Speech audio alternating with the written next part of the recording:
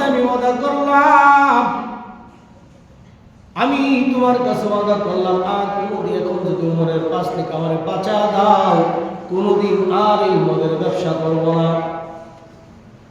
বলেন দেখি করার পরে দেখতে যাইয়া এই কতটুকু কয়েক সেকেন্ড সময়, এই সময়ের ভিতরে আমার মালিকের কাছে মন তওবা করছে, ইয়া আইয়ুহাল্লাযীনা আমানু তুবু ইলাল্লাহি তাওবাতান নাসুহা।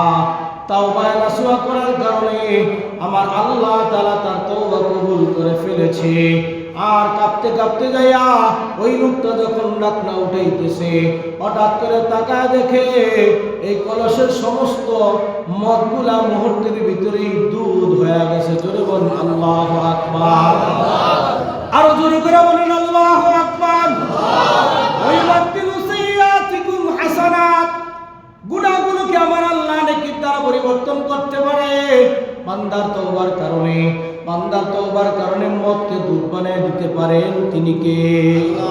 আরো জোরে করে বলেন তিনি কে? ওই